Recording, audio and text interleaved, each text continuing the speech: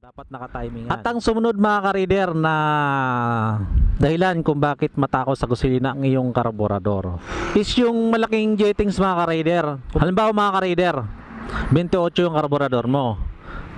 Tapos may minor naman siya kasi may pilot jet nga. Ang problema, yung main jet mo, sobrang laki naman. Malalaman nyo yan mga ka-reader kapag nag-spark plug reading kayo, over gas.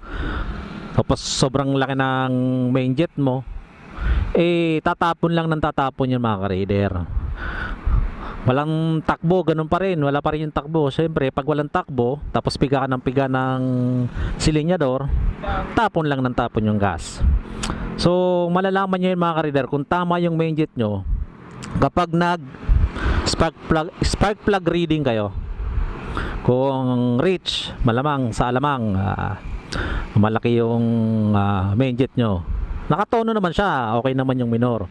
Kaso ang laki ng main jet mo, hindi akma sa karga ng motor mo, o kaya stock lang yung engine mo tapos ang laki ng main jet mo.